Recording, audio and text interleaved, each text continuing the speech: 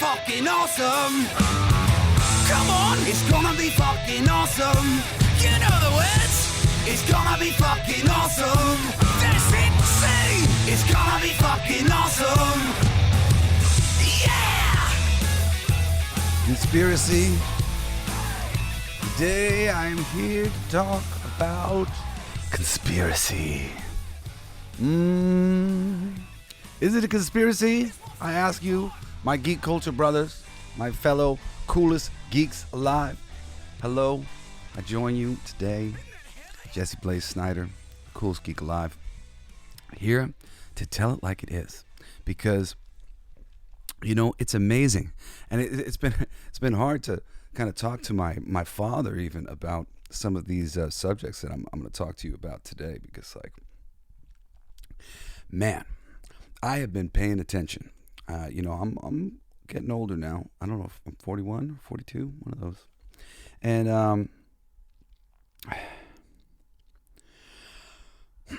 my interest in geek culture to a large degree came from loving the superheroes. I was a Muppets guy and a music guy, and I loved how music empowered people. I loved how the Muppets empowered people by sort of, never giving up on their dreams, even though they were failing miserable at their dreams. And I wanted to be in the business of empowering people. And that's why I read comics. I got into comics like in my teenage years. And when I started to think that maybe I was going to be a writer, I was actually going to be a comic book artist for a long time. And I ended up having a teacher that I didn't really like, who really stifled me. I changed schools, and he wanted me to take all these classes and kind of start again. And I really did not like this dude's energy at all. And I went into computer art. I do Photoshop and stuff still for my company. My company, which was called the Killer Rabbits Company, and I've just decided that I have to shrink all my companies because I have multiple companies, and my media company has been called Blacklight District Studios, and that was representing all the studios, the Killer Rabbits Company and stuff. But it's just it's too much. It's too much for somebody to have fucking 3 companies or whatever. So everything's going to be Blacklight District Studios from now on, based off of a cool book that we put out through Image Comics in 2016 called Blacklight District, 6 issues, which is still available for free at www.blacklightdistrict.co. You can listen to the 6 tracks and read the comics. You read them along while you listen. It's super cool. It's kind of like a psychedelic experience. It's free. Really, really cool. Anyway, I don't know why I'm talking about this. I'm talking about my publishing company and doing Photoshop and being an artist and being a writer. So I switched into comic books because I love superheroes, man. I want to save the world.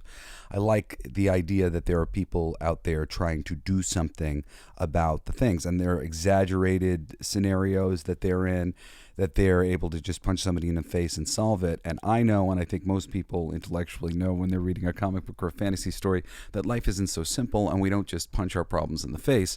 But it's wonderful to experience people going through difficult experiences, because it was reflected in our own life, all the difficult experiences that we have to go through and all that stuff. And also for me, it's representative of people doing right in the world. And there are ways to do right in the world. Granted, it seems there are no politicians that you can trust, but you could be the trustworthy politician. You could be the trustworthy businessman. You could save the day and philanthropize, be philanthropic, give money to the right causes and do the right thing. I heard that there's a company that is getting rid of the garbage. They're getting rid of tons of garbage every day from that floating garbage island that's out in the middle of the ocean. They're cleaning it up. I only just heard about that, but it's amazing. And they plan to have it all clean in 10 years or something like that. But they've got funding and they're going out there and they're doing that. And that's, it's stuff like that we have to focus on. We have to focus on the positive things. My girlfriend Julie wants me to do a show called The Good News Network, where we just focus on good news. And I think that's a great thing. And, to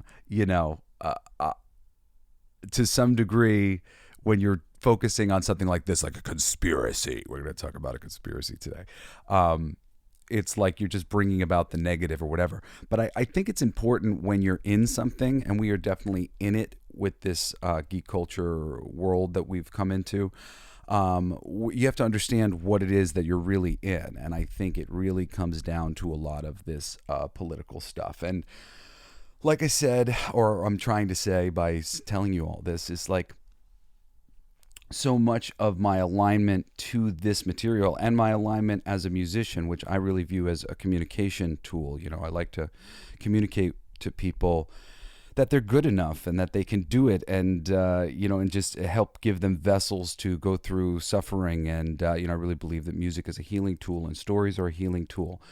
But the types of music, really, really uplifting stuff, and the types of stories, superhero stuff and myths that I love is based on my desire to make the world a better place, to save the world. And that has motivated me always throughout my life to be very politically aware. And as I've gotten older, I dug into conspiracies like when I was in my 20s, and I was very sort of closed-minded about a lot of things. And there was a lot of big issues. There's, so much corruption and so much stuff. Then I really opened up, in a way that I would maybe call spiritually, but I think that really is very misleading because, all of you atheists out there, there are things that if you gave me like a half an hour to sit and like explain to you the weirdo matrix, like computer mind that we're living in, that is so like misnomed by things like God and all this stuff, you would understand, and you would see it's science. There is more. There's this whatever things that are being talked about in the Bible. They're trying to describe something that is describable nowadays in a lot of science fiction type ways. The Matrix, as perfect, simple examples to kind of, discuss, consciousness going into bodies and things like that. And it's complex, but it's out there for us to learn. And it is very much like that, which really, really opened my mind in a lot of ways and changed how I was thinking and allowed me to open myself up and go back and look at all these conspiracies again and look at ones that kind of frightened me or I kind of thought were stupid or whatever it was, but just to really look at things. And, I'm somebody who does not necessarily believe in anything, like in any conspiracy in particular or anything. I have my suspicions. Generally speaking, the conspiracy theory is the conclusion that has been come to. And I don't subscribe to any of the conclusions that have been come to necessarily. But I can tell you that in just about every single conspiracy you can name, there is information that is just very strange that the people are hung up upon. There's information when you get into flat earth or something like that where you go, well, that's weird. And that's weird doesn't mean the earth is flat, but that's weird is that's weird. And if we just stopped there and went, I demand an answer for this, and I demand an answer for this, onto other, onto whatever it might be. There's pieces of information that are inconvenient and they're being skipped over because they raise a lot of questions. And when people are independently studying these things, people then go, why would somebody do that? And then somebody goes, I don't know, I guess because of this, At the same time, the rich and powerful, they don't give a shit. Like, they are doing what they are doing, and like we're going to talk about this, we're going to break this down in a couple different things because I wrote a shitload of notes for this episode. They are operating on such a different level that we cannot imagine, that there is plenty of evidence of really what they're doing, and you can put it all to greed. You can put it all to greed. That's it. That simple explanation alone can explain every single conspiracy and thing going on planet Earth in one way or another.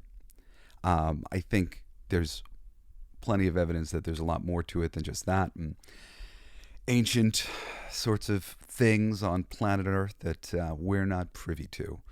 Books locked up in libraries in Rome and all sorts of stuff like that. I mean, that's really the case. We're just little itty bitties in the thing. We're not privy to information. We don't know all the things.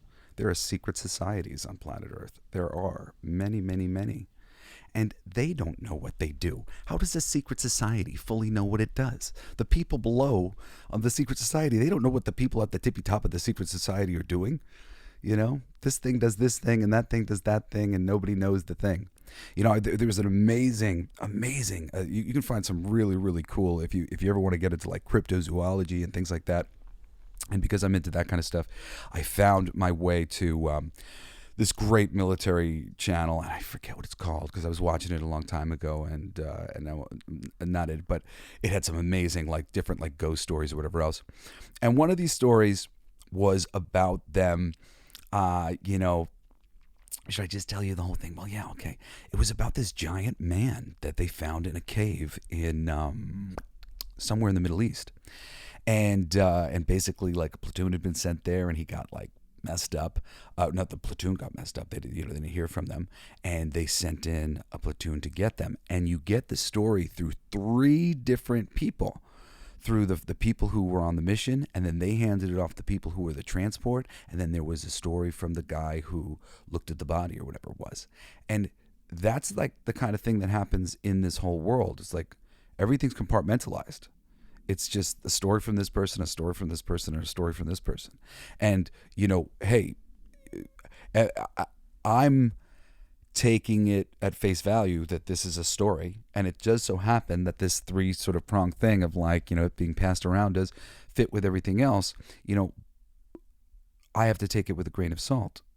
I don't know, this is a story, but I hear many stories, and I look into many of these military accounts and many of these other accounts and many of these other things, and I have seen and heard personally from friends who have seen giants. And this is a crazy thing to say on a radio. And this is a friend who told me, because one of the things that I love to ask people now, because I know the world is a way more interesting place than I've been told, is what's the craziest thing that's ever happened to you that you generally don't tell people because you don't think they'd ever believe you? And I've gotten some incredible answers, like my friend who saw the giant, which if you ever see me at a convention, you can tell me, I'll tell you the story. But I know that anything is possible in this matrix of things, and so much of our mind and what we think is possible limits us to the reality that we live. And, and that's just like a lot of these principles that you can find from freaking ancient texts over and over and over again in lots of different things. If you're interested in any of these concepts, I'm eventually probably going to do a show. But you can look into the Hermetic principles, and Kabbalah's universal laws is like approximate to a lot of the universal laws. Those 2 things together, if you look at them together, they're basically very similar things being said in 2 different ways. And it's all just about how a mind has created a reality and how we're all living in it. And it's a neat way to think about things, but it allows you to see how things can sort of be compartmentalized. And if you're not willing to open yourself up to things that are going on in the world, you won't see it. You won't have to see it. There's no reason for you to see it. So there it is, right? So politics. Politics are really interesting because we've got a world where it's hard to get a handle on things. You kind of have to get a handle on things through powerful voting blocks and interests, right?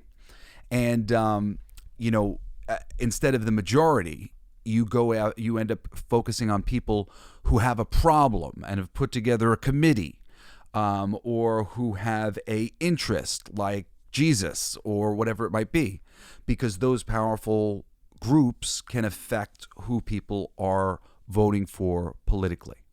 But of course, this gets you into a whole thing of people picking favorites, of like, who they're aligning with and getting these groups to aligning with, and people, basically there being a lot of money and power and important things that are on the line.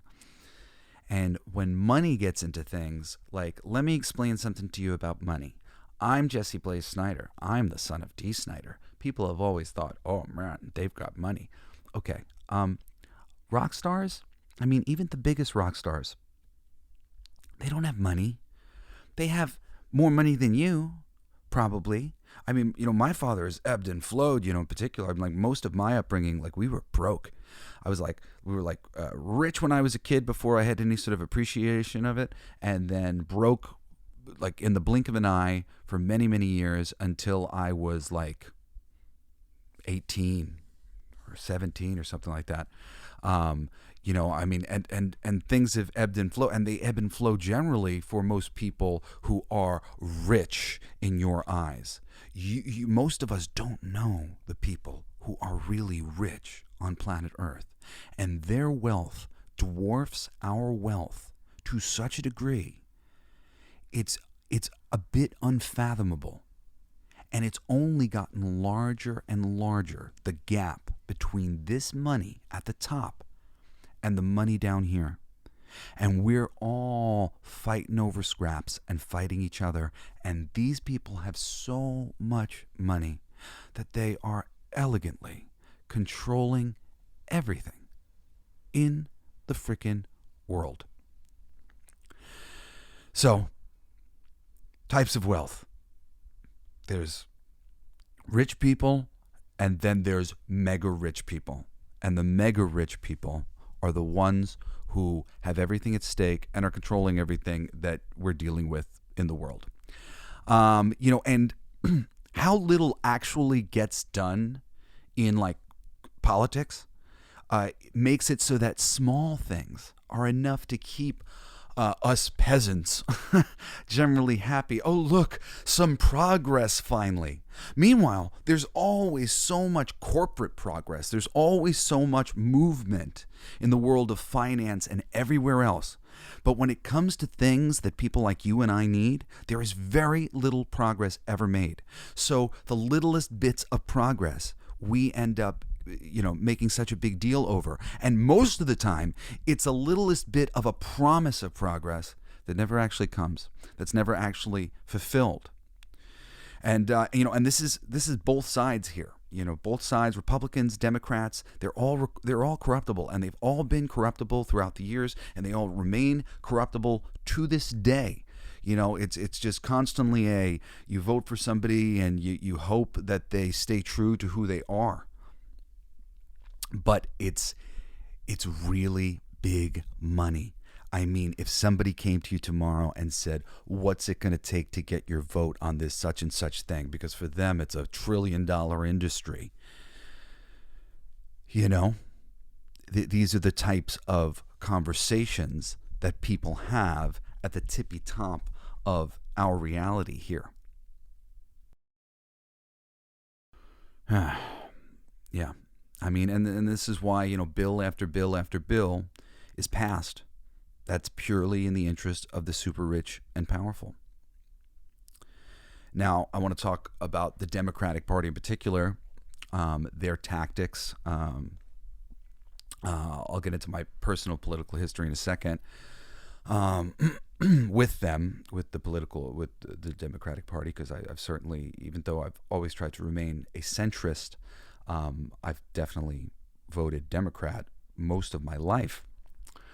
But I think a lot of people know now, the Republicans actually freed the slaves.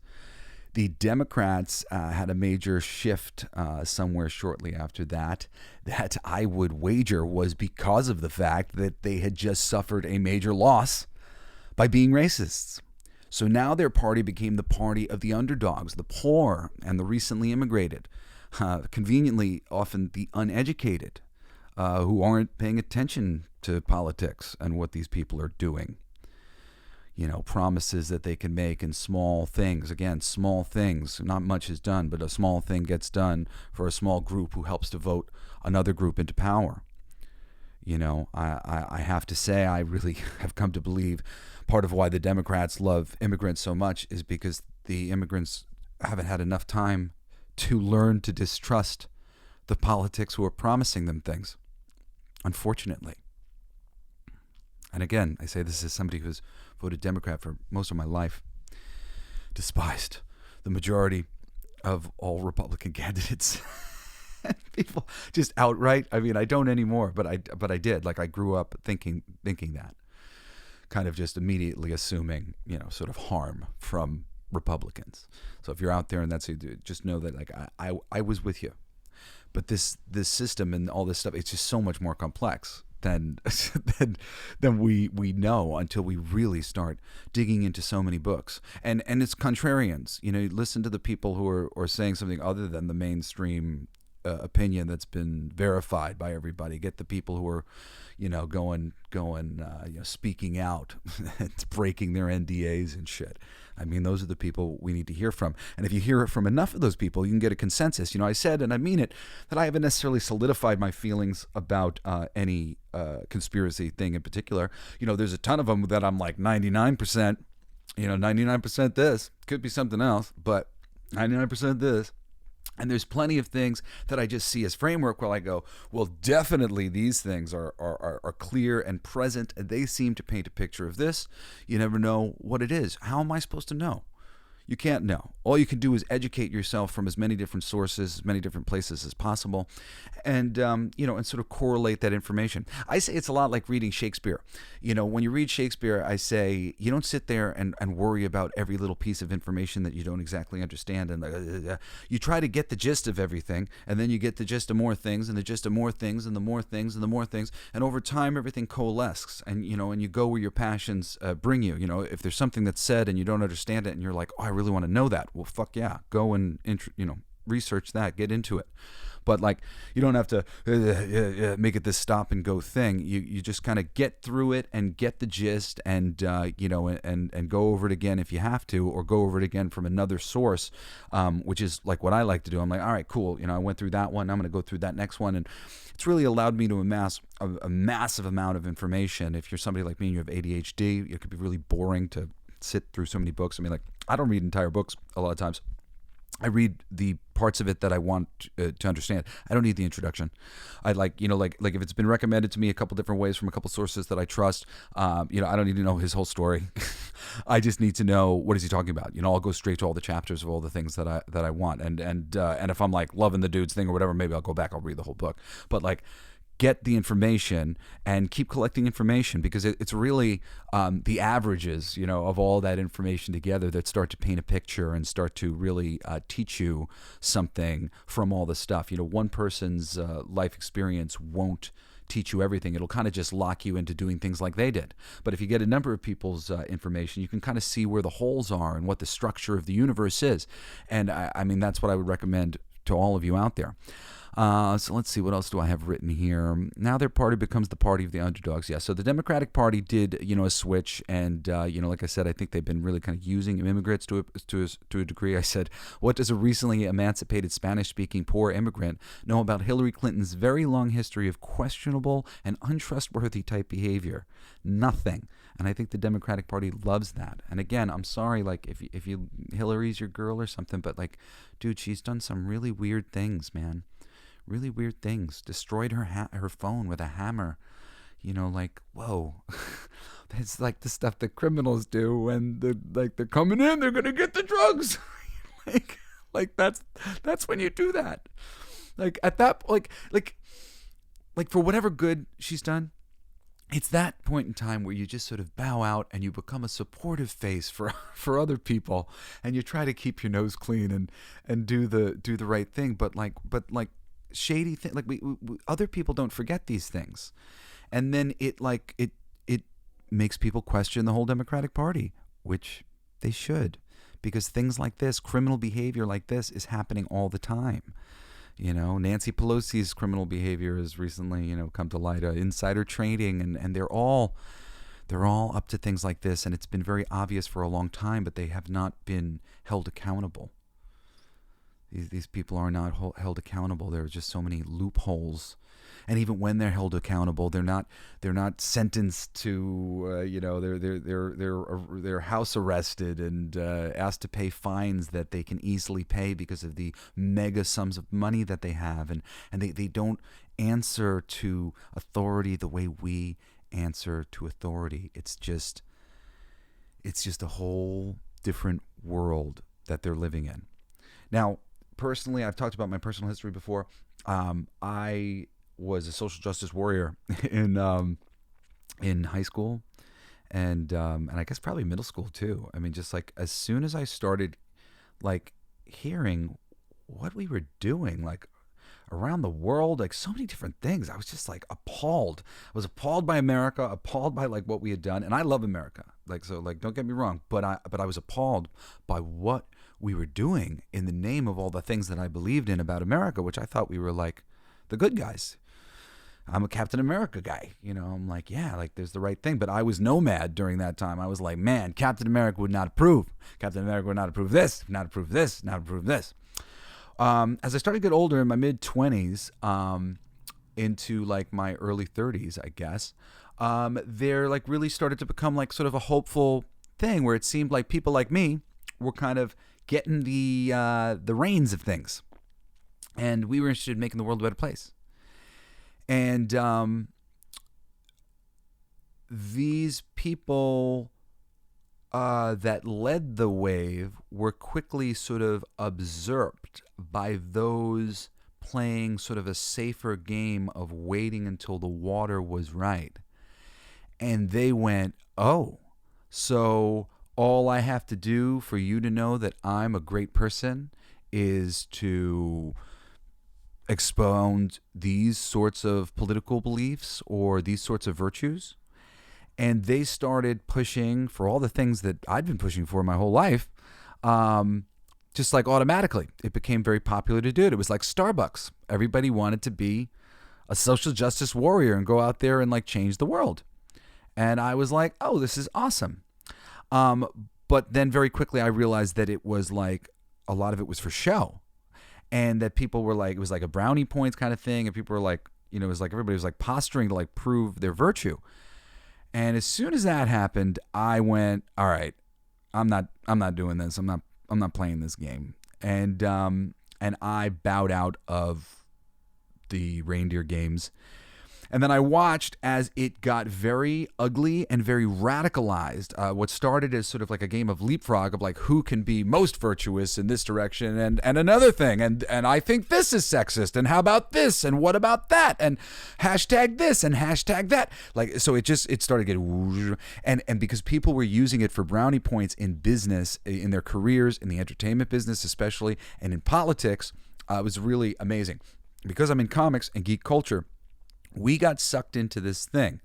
Or was it a calculated decision? I think it was a calculated decision ultimately. And I mean, we're going to get into that more. That's why I have it as this conspiracy thing. But, it's been a game of it's become a part of the politicking. And I didn't realize that I was being manipulated by the Democratic Party at the time when I was young, and that I was playing exactly sort of into their game of sort of taking control of things by virtue of all the little guys. All of the minorities in one way or another, the handicapped and the women, like every little box that we could put everybody in to make it a minority group that we can look after their interest in some way and accuse the majority essentially as being represented by this like free capitalist Republicans or whatever of being the bad guy who's responsible for all of the things that are happening at the fringe. And meanwhile, ultimately doing very little to help them. And now I was raised sort of centrist. My father is generally kind of centrist, though I think he's been more, much more left leaning, I guess, in modern day. But he's still to this day, if he feels strongly in the middle or on the other side, he will stand up. And I was always taught that, to kind of be free of ideological politics. And I leaned, I was a hopeful sort of Democrat a little bit. They seemed like the best option for so long. I could tell you that Bill Clinton did not do anything good for us, and and I remember my father breaking down so many different things that he did that were responsible for lots of big problems that we had, corporate things that he did, like gifts to corporations kind of things that he signed, like, these corporate Democrat thing, working for the money while pretending to be there for the little guy. And that's what the Democratic Party is. They're working for the money while pretending to be there for the little guy. The Republicans, they tend to be a little bit more independent and individual. There's lots of libertarians, and now there's lots of Trump Republicans, who are relatively maverick, and hopefully altruistic. If you can't be bought, I'm glad. If you can't be bought and maybe you can be reasoned with, that's cool. I just don't want corrupt politicians. But over there too, there's plenty. There's more than enough people in the Republican Party or Democratic Party at any given time to corrupt any given vote and get the money what it wants. And there's always enough money to turn the tide. And I mean, we literally just print more money. So it's just like they could just print more money. It's so silly. There's so much to know and learn about the political world that we live in. It's just insane. But you really have to understand some of these things to understand this whole conspiracy thing here, right? My personal political history. Yeah, so I gave you that basic thing. So, nowadays, I think the Democratic Party really bamboozled me, and I think it's as corrupt and as the head of the snake as ever, because it's come into a place of prominence and power, or it feels like it has. And I think there's a really big pushback from the center and from the other side now, because they're really there's not as much support for the ideas that they're expounding as they think, because so many people are just falling in line and not necessarily ideologically as crazed about all of this different, personal ideology, politics, and whatnot. And of course, I was one of them. All of these diversity and understanding and all these things are very wonderful and important. And and a correction in that direction was necessary. I had somebody who was on the right side of things sort of trying to fight with me the other day, saying that there was no problem in the arts beforehand. And there was absolutely a hard hand of the right that was saying the women can't be leads, blacks can't be leads, all these things, they don't sell. And there was evidence to suggest that was true on some levels.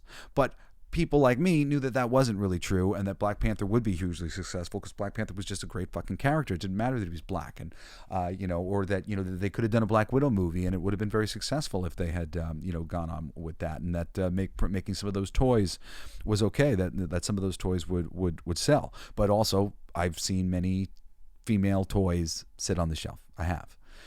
You do see some of these things. So there's truth on the right and truth on the left, and we need something that's in the middle that is open to everybody and open to everybody's ideas. And I think the left has gone so far as to try to really be like verbally persecuting the right. Really trying to lambast them with all these labels of this, that, and the other thing. And also lambasting people who aren't a part of the right. I feel constantly like I'm sort of being attacked when I'm just in the middle as a Republican, because on some level I agree with the Republicans, even though maybe my motivations are different. I'm arriving at similar opinions. There are people who are arriving at similar opinions, but they're not necessarily a Republican the way you think of it anyway. And most Republicans aren't the way you think of it anyway either. And most Democrats aren't the way you think of them anyway either. Most of these Republicans are being dragged around by these crazy most of these Democrats are being dragged around by these crazy ideological Democrats who they don't completely agree with, but they do. But a lot of them are just kind of followers. There's a lot of followers in the Democratic Party too, because it seems like we're doing the right thing. Like once it really came to look, we're going to do the right thing. A lot of people who are open heart and empathetic were just like, yeah, let's do the right thing. You're sad about that? I'll hold your hair while you throw up in the toilet. Yeah, okay. And that's cool, because we need those people in this world doing that. But those people in this world aren't always the most discerning with their politics and some of the things going on. They're leading with their hearts and they're giving their sympathy, and that's great. But we have to look at all of this stuff that happens with nuance, okay? All right. So the Democrats get us excited about progress in ultimately very small ways, because very small progress is always happening in the government anyway.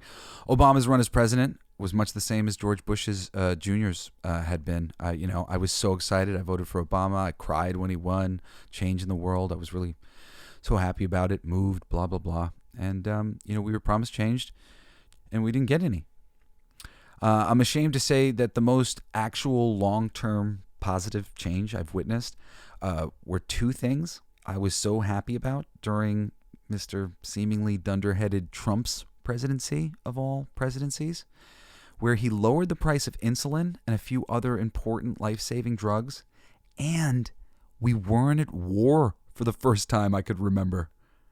I thought Obama might do those things, and he never did. And Biden, we're back at war, and he immediately raised the prices of all those drugs. And I don't blame Biden. I blame the Democratic Party, which I believe is ultimately just one thing with lots of figureheads. And so is the Republican Party ultimately too. And this is the thing too, because the moment the moment the money wanted to control the Republican Party, it would have as many people in the Republican Party as it could right now at this point. It would put lots of money behind it and whatever else. I think just lots of the money has been put behind the Democratic Party, and they've really put their egg into that basket to try to terraform the world into this new image. And we're going to get into that new image in just a second. And I mean, this is what I mean. These heroic politicians are just the face for powerful interests, who want things to change as little as possible for us, or to make those changes somehow ultimately benefit them more. Government contracts are big business, huge money. And when you're dealing with that much money, everyone in Hollywood can tell you, money just disappears. Okay? Remember, this is the next level money. People living and thinking so differently from you and I, because money is just thousandfold, millionfold. This money ultimately controls everything. The same way you see various subtle ways owners of professional athletic teams can affect the outcome of their seasons. If you're into, football or basketball, through scheduling, deflated balls, bad referee calls, unreasonable suspensions, special wild card games, wild card series, all sorts of shit. They can affect the outcome of the season. They can make it so not the best team wins, so that a different team wins, so that there's more of a rotation, because when there's more of a rotation, each team gets to shine in the light and gets to, have the financial success of a big championship and whatnot. So there's deals that get made behind closed doors, and we don't know anything about them. Of course they get made. There's deals that get made behind closed doors between you and your friends to do various things, whether it's business or social or whatever. I mean, that's just what human beings do. And to think otherwise, to think that all these companies, and to behave as if all these companies are just behaving completely sanitized and above, it's just so silly. Because the biggest cheats, they happen at the top. The people at the bottom, where everything seems good, well, everybody needs to seem like everything's good. It's the tippy top of things where things get the most fugazi, where money goes missing and where funds get reallocated and moved around, and capital from this business gets moved over to this other business, and income from this business gets moved to this business, and losses from that business get taken by this business. There's so many different ways to play this game.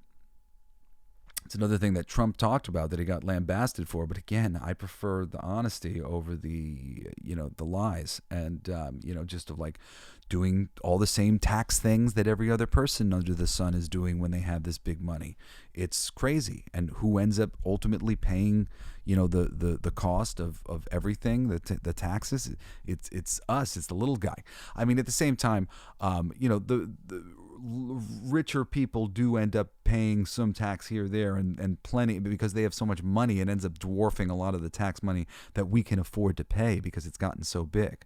But it's still, this is a crazy atmosphere of money that you are living in this world. And please, like, I'm not trying to tell you something, hey man, like, this is, I'm around here. I've been around for years looking at information, and I care about our stuff. And if you care about geek culture, you kind of have to know a little bit of this to understand what is really happening here and happened here, because it's going to teach you a lot about just life in general, right? How we're being manipulated, right? Because this goes into all that stuff. So, what did I say? So I wrote, if you're a geek like me, you know deeply about a few things, right? If you're a geek like me, you know deeply about a few things, like, whether it's Dungeons and Dragons, you know everything about that, or you know everything about Marvel Comics, or everything about the Muppets, or everything about baseball, or whatever it is, like, something that you've obsessed over. And every last one of those things that you know deeply about, you probably know a bit, some information that's like upside down. Some corruption, some like little factoids from behind the scenes that you were like shocked to find out. Some reality of how the sausage made that like made you go, whoa, interesting. The system is so much different. That's why the saying, hey, once you see how the sausage is made, it's a saying because it applies to everything. Look at the food system, the drug system. The whole world is corrupted by its interests, by various interests. The lemon growers corrupt the lemon industry, and the potato growers corrupt the potato industry, and they'll tell you that they're corrupting it because the people who are buying it from them are corrupting it from them, and everybody's trying to sort of, disadvantage themselves. We're not exactly in cooperation, and most of that comes because the people at the tippy top of things who have the money, they are lording the money over us. The money is always, well, we provided the money, so you can get 5%. It's not 50-50, hey, you provide the money and I'll do all the work 50-50. And granted, wonderful people, there are modern people who think cool and who are doing that nowadays. There are wonderful people doing that. My company, I try to do things like that. Granted, sometimes it ends up breaking down in other ways, but like, me and Mark Polton, we were 50-50 on King of Kings. And then we brought in writers and, artists and letterers and all these things. And we gave everybody little pieces of the pie, and we had to give like a little piece of percentage. So it ends up not being exactly 50-50, even though it's like as 50-50 as you can make it. Hey, trying to incentivize you to the job that you're doing. This is fair. Me and you will split this like this. I paid for this, so we'll pay me back first. XYZ. Doing stuff in just a way that makes sense. So this. And when it comes to money, it has just always had a much heavier hand in everything. So now, geek culture was slow to prove itself in the mainstream, but films like X-Men, Blade, and eventually the Lord of the Rings trilogy paved the way for an explosion. Hollywood had already accepted the power of a science fiction stuff, which was a product of pulp novels and comic books, but now they were accepting fantasy and superheroes and everything in between that was coming from that world. All these things that they work also on film and television. The Marvel Universe's success blasted so many other comic book properties into potential billion-dollar franchises. And overnight, the industry changed. Now, it had been going in this direction for a while, and savvy creative people who recognized that comic books were hot started to show up at conventions alongside more traditional comic book creators, hoping to use comics as a means to excel in other mediums, especially film and television. There was so many people when I was coming up, all of a sudden, and not like, like I first got into comics, they weren't exactly there. First, like 6 years of me like being in comics, maybe, or first 3.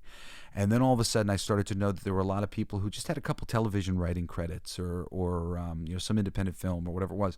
And they were showing up in comics to try to get comic work because they felt that it was an entry level into Hollywood, that it was going to help them to get there.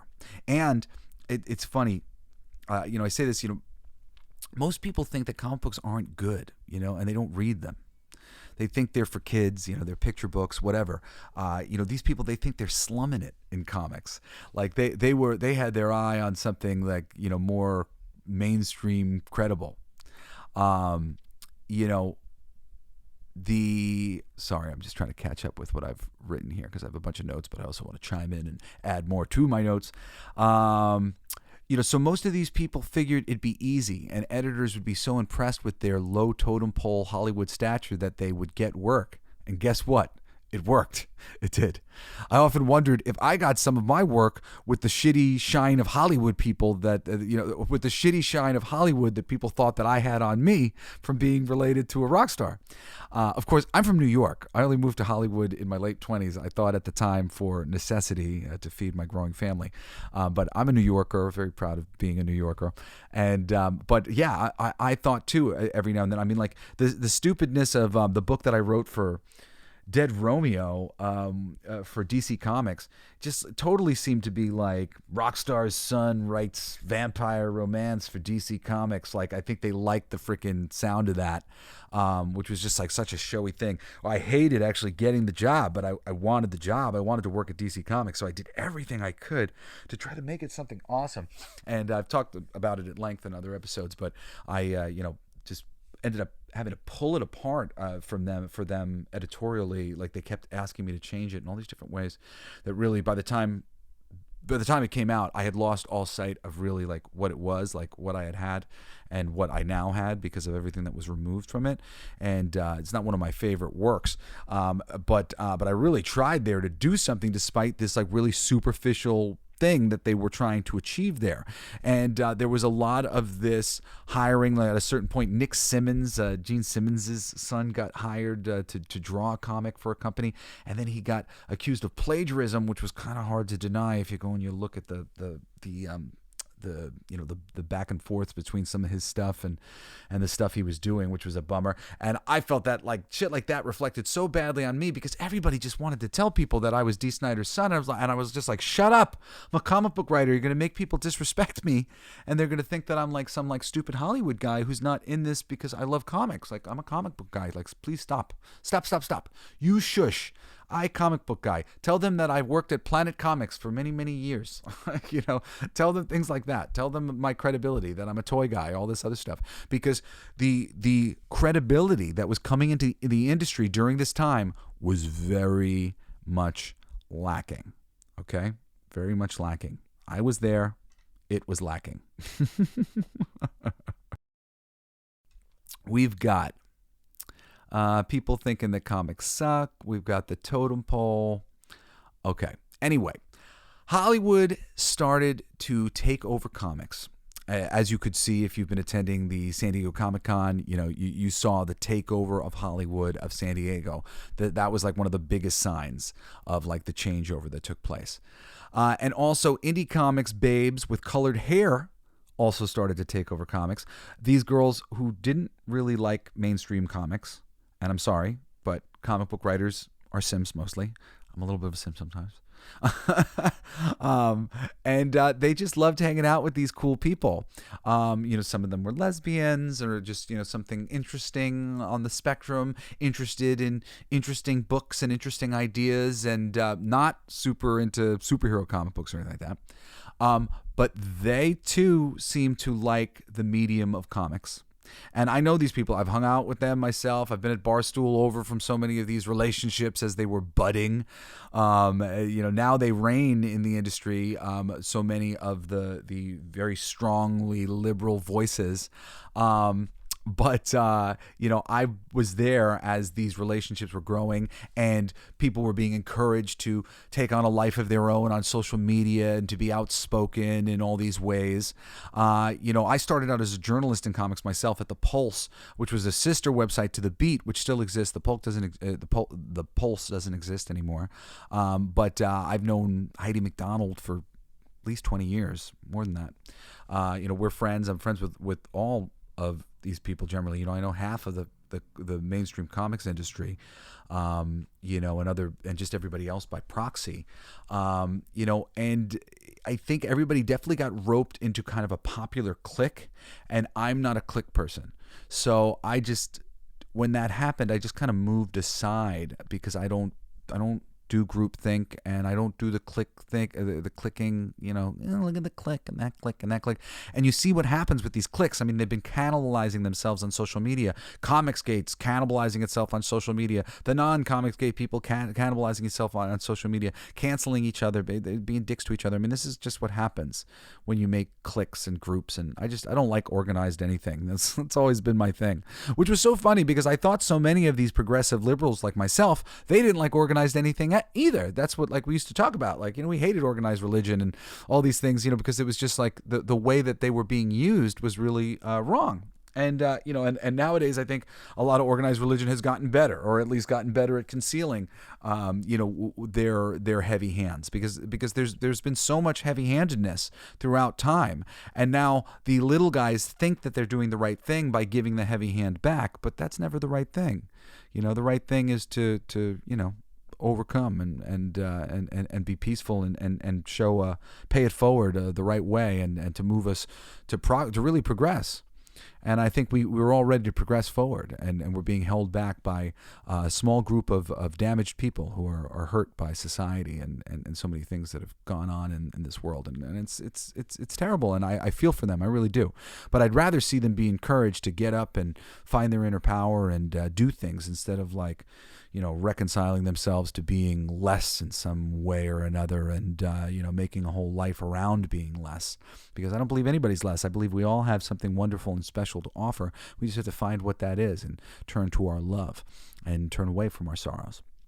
And I try to always encourage that here. Care Bear stare out to all of you guys in the audience, especially if you're down. I've been up, I've been down. I've had a really rough bunch of years, actually.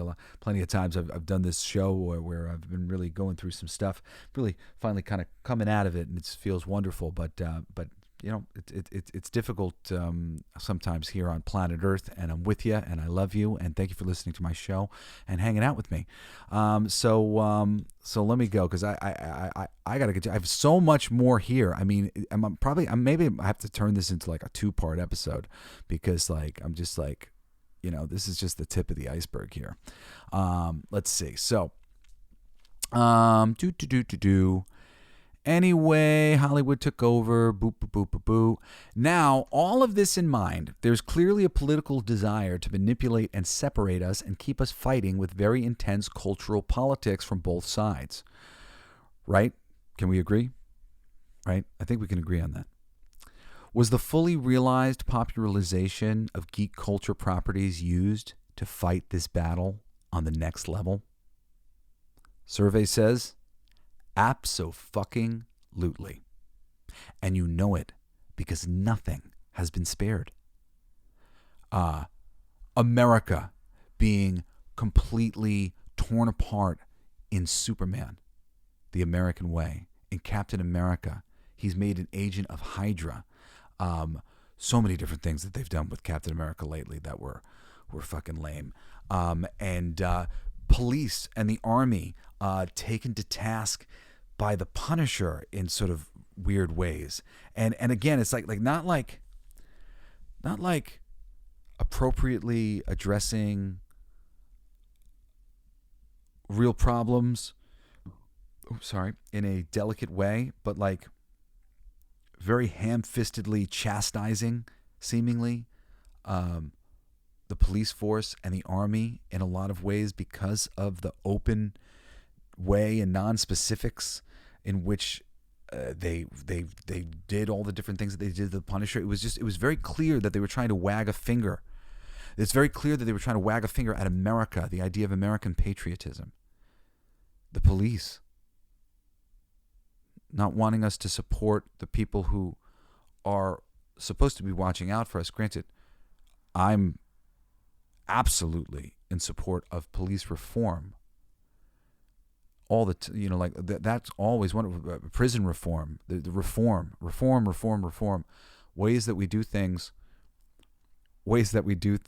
are not right, but we have to know that we can change them and that we shouldn't just destroy them. We have to know that there could be a better way. We have to think like Superman. This is why I hate seeing Superman darkened by DC, which I know I have written somewhere up ahead. We got race and sexual identity swaps for long-standing characters, pointed mantle swaps of characters' race or gender. James Bond, He-Man, killed and replaced by Tila. Identity politics in every area of Disney and the live-action remakes, animation, Pixar, Marvel's MCU, The Force is female, Willow, Indiana Jones, Rings of Power at Amazon, Dungeons & Dragons removing offensive language from their books, left and right, offensive concepts and characters. At DC, you've got Robin, Tim Drake. He's bi now after many years of a popular hetero romance with popular Trek Dixon creation, The Spoiler, who I hated that character in the comics because she caused him nothing but trouble, dude. That was her character, just like getting super responsible Tim Drake into trouble all the time. And I kind of hated her for that because I loved Tim and wanted to see him get someone better. Hopefully his new boyfriend doesn't complicate his life for no reason. Or how about original 1950s Green Lantern Alan Scott, who has 2 grown-up children and was married for a long time, who's come out as gay too. And not only that, J. Edgar Hoover maybe made him cheat on his wife back in the 1950s, peer pressuring him to form the JSA too. Yeah, let's make it more disgusting, like Watchmen. Check. Awesome. It's just like, it's not the gay relationship. It's the him being that's rape. He was raped, and he was married, and there's certain characters that were always representative of truth and justice and the American way kind of thing, and that sort of simple thing was like get married, start a family. And be true to your wife and all these things. Like, it's a tragedy for him to get married and have kids, but he was actually gay the whole time, and the audience didn't know it, and his wife didn't know it, and he was wrestling with it, and like that completely changes the whole nature of the character and makes him a different character who maybe you could write a book about. But that wasn't Alan Scott. And Alan Scott was a great figurehead on the JSA because of this purity that he was. And now he's like a secretive character who is holding all these secrets. And he was always like a bright, shining light of truth. You understand how like these things don't line up right? They fly in the face. Somebody like Iceman being made. I mean, just Iceman was so blatantly heterosexual in the comics. It was not funny. He was the horn dog character. And I know there's like some silly thing of like, like it's always like the guy who's like presenting most heterosexual that's actually secretly gay. But for the audience, comic books is just art, and this thing represents this thing, and you show me this thing, and here's him at the bar hitting on this girl and going out with this girl, and through the like a picture has been painted, and we trust your picture. So like you pull the carpet out from under us in these weird ways. And there's no need to do this because you can just introduce new characters who the foundations of them, their book, their bad guys, their powers, everything is based around the uniqueness of their character, where they come from, who they are, their gender, however they might identify, whatever it is. But all those things should be reflective. Shoehorning in a new attribute to an existing character who was built to be a certain thing or transformed over time to be the logical continuation of the thing that he came from, it just seems like a wart on the face. It's something that sticks out like a sore thumb. It's not organic. So I said, oh my God, or let's talk about the most recent episode of Doctor Who. Oh yeah. Most recent episode of Doctor Who. And I guess, you know what? This is going to be it. Like, I'm going to end on this, and then we will continue this next week because like, fuck, or maybe I'll continue this on Saturday, and this will be Saturday's episode because like, fuck, man, there's so much. Yeah. Okay. So, Doctor Who. If you don't know the buildup, they replaced the Doctor with a woman in the last season that they made, Jodie Whittaker. And the audience really rejected it pretty hardcore. It wasn't really so much that they replaced her with a woman, even though that was like a little bit of like a point of contention because it just seemed like it was part of this agenda-driven thing, right? And then once you got into the material, it really got agenda-driven. They basically retconned the past, and they said that the very first Doctor was a woman, and that this Doctor is like the most important Doctor of all time because she's a woman. So fans were very much like, yo, dude, like, please, like, people who watch Doctor Who are good people. We love science fiction. We like to think about stuff, and this heavy-handed approach to this material is terrible. Of course, is that what they heard? No. They brought in the old producer, Russell T Davies, who people were very excited to see. They brought in one of the previous Doctors, who's a fan favorite, some fan favorite characters for this new like short run of specials. I think it's going to be like 3 specials. And the first one aired, and holy shit, man, all they did was double down on everything. They just doubled down on everything they had been doing. They've got the Doctor being lectured about basically being a man and not being able to understand because he's a man. They've got the Doctor being lectured about pronouns. They've got the bad guy who, I forget what his name is, Derek or Sarek or something like that. He's usually depicted. I'm not a big Doctor. I've always wanted to get into Doctor Who. I've never had a chance. I've never kind of known where to start. And then when I finally started to find out where to start, all this controversy happened with it. And I just like, it's left a bad taste in my mouth. So I just haven't wanted to go back and watch it because I'm like, well, this is where it ends. I don't want to watch the beginning. I don't know. But anyway, they took his handicap away because they didn't want to depict a handicapped person as being evil, which is just so silly. So anybody can be evil. Anybody can be evil. And it's like when those sort of changes are being made, and at the same time every bad guy is a white male, you do start to notice, and you do start to go, are they trying to tell us something here? And so now he's not the character that everybody's known and loved for ages and ages. He's this other thing because of modern day politics.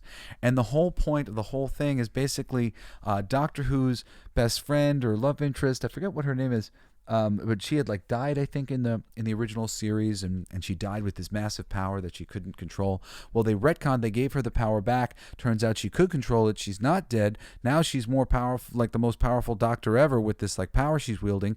And then that power either gets passed on or whatever else to the new Doctor, who's a trans Doctor, because she is capable of having both of the energies of the male and female as a trans person, for whatever.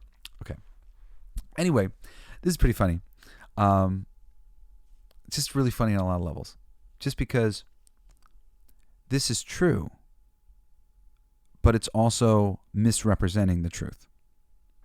So much of the stuff that we talked about at the beginning of the show about my spiritual journey that I would call more of a scientific journey. It's a journey in recognition of that our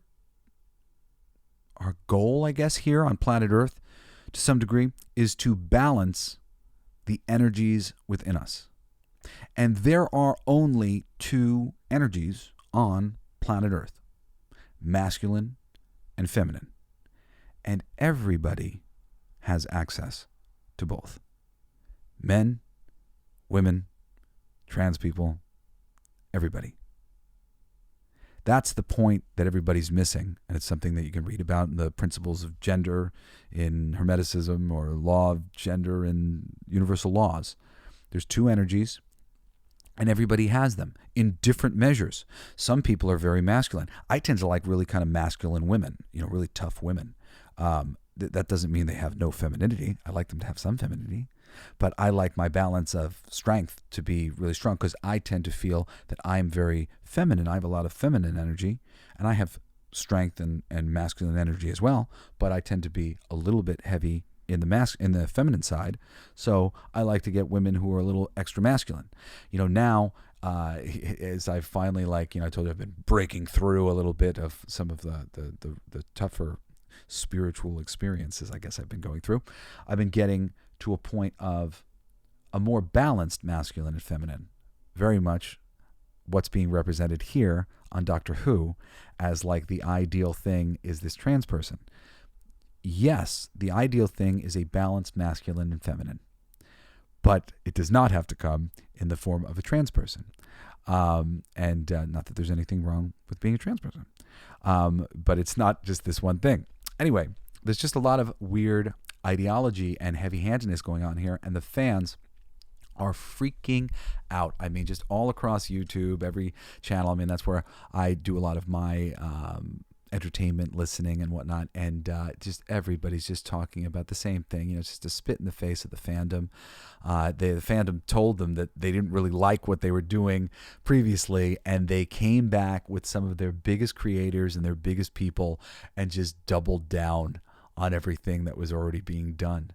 So people are just upset. And I mean, why would you do that unless this is a conspiracy? I'm joking, but I'm not joking. It's like,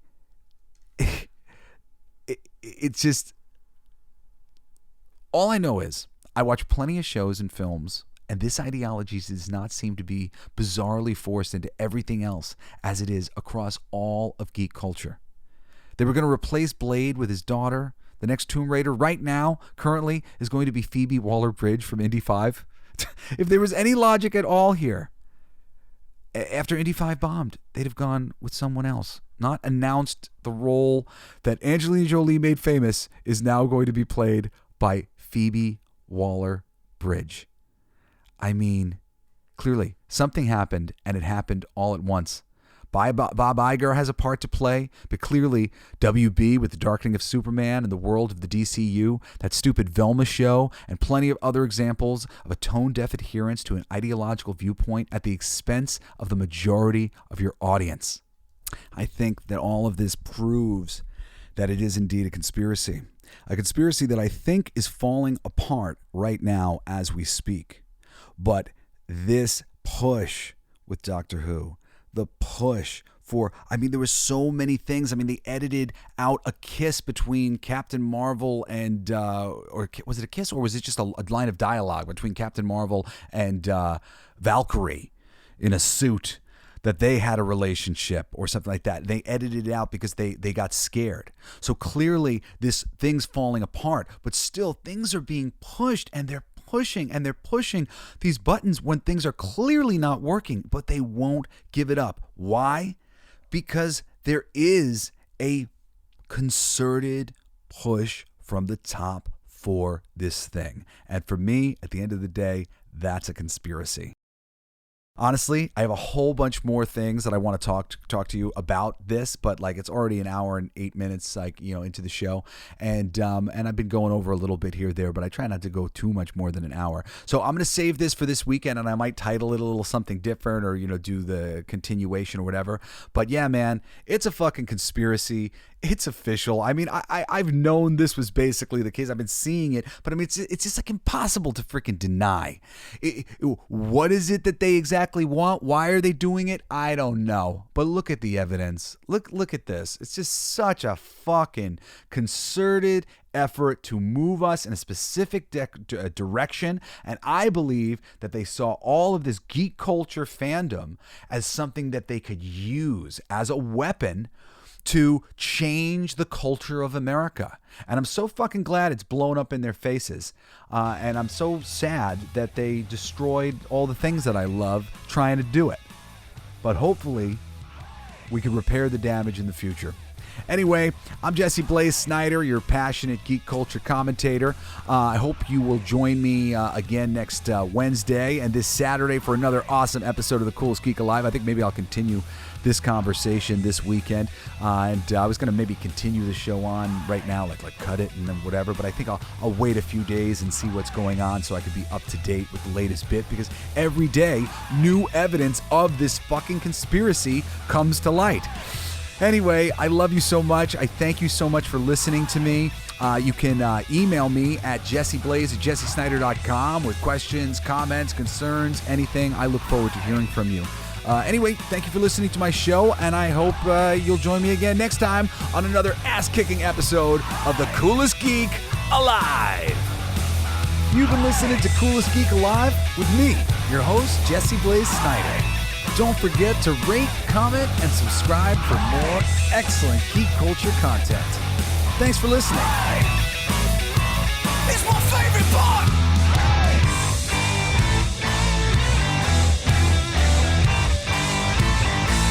Isn't that heavy?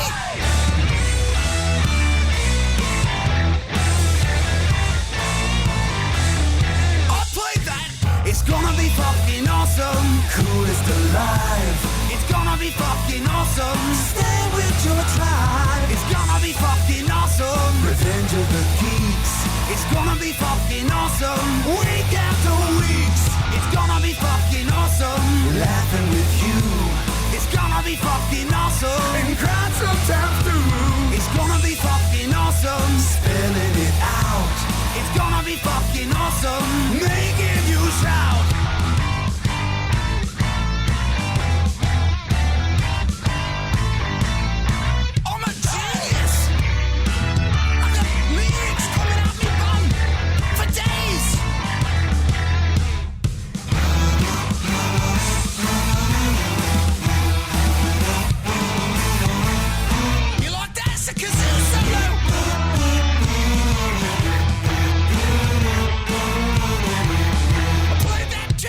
It's gonna be fucking awesome. Talking some shit. It's gonna be fucking awesome. Living legit. My voice gonna be fucking awesome. Food in our mouth. It's gonna be fucking awesome. Get in the mouth. It's gonna be fucking awesome. Tell all your friends. It's gonna be fucking awesome. Call right on text. It's gonna be fucking awesome. Raising the bar. It's gonna be fucking awesome. Straight to the stars. It's gonna be fucking awesome. It's starting soon. Straight to the top of the awesome. Passing the moon. It's gonna be fucking awesome. On with the show. It's gonna be fucking awesome. Ready, set, go. It's gonna be fucking awesome. Fucking awesome. It's gonna be fucking awesome. Just wait. You'll see. You'll all see. The podcast playground. Hooray!